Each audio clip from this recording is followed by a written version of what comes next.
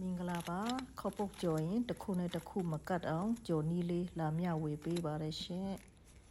အရင်ဦးဆုံးခေါပုတ်ကိုလိုချင်တဲ့အသုံးပေးပါမယ်ခေါပုတ်ကတော့လှုပ်ပြီးချင်းပူတဲ့အချိန်ကြော်လို့မရပါဘူးရှင်ကြော်လို့ရှိရင်တစ်ခုနဲ့တစ်ခုကတ်သွားပါတယ်နည်းနည်းအေးခံထားပြီးမှကြော်ရတယ်နော်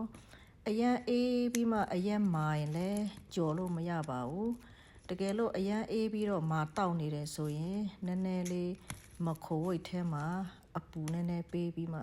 ကြော်ပေးပါနော်အဲ့ဒါဆိုရင်အရန်ကောင်းပါတယ်ကဲညက်ပြီးပြီဆိုတော့စကြော်ရအောင်အရင်ဆုံးအိုးတဲပြီးမှစီထည့်မယ်နော်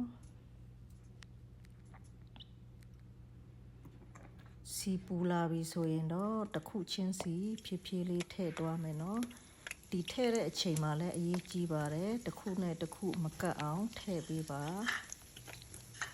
မီးဖြည်းဖြည်းလေးနဲ့ကြော်ပေးမယ်နော်မီးပြင်းလို့ရှိရင်အပြင်ဖက်တူးပြီးမှအထက်ကမာပြီးမကြက်ဘူးသူကဒါကြောင့်မလို့ဒီလိုလေးမီးအေးလေးနဲ့ကြော်ပေးရပါတယ်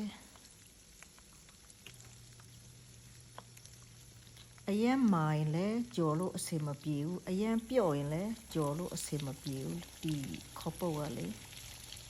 အရန်မာရင်လည်းအပြင်မှာတူးပြီးမှအထဲမကြက်ဘူးဖြစ်သွားတယ်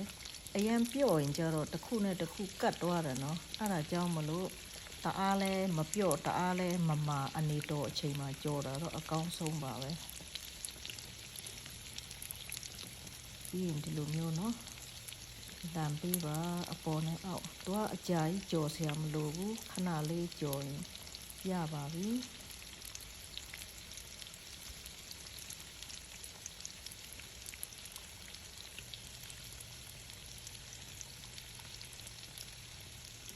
ကဲ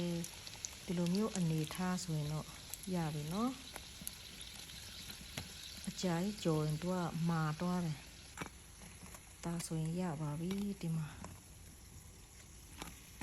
အိုးလည်းမကပ်ဘူးတစ်ခုနဲ့တစ်ခုမကပ်ဘူးเนาะဒီမှာကျမကြော်နီးလေးအတိုင်းလိုက်ကြော်စားကြည့်ပါလို့ကျမကြော်နီးလေးကိုလာမျှဝေပေးချင်တာဖြစ်ပါတယ်ဒီမှာ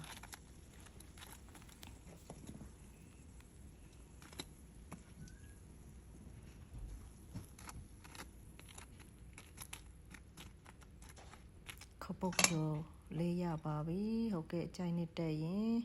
လိုက်လှုပ်စားကြည့်ပါလို့အားလုံးကိုအထူးကျေးဇူးတင်ပါတယ်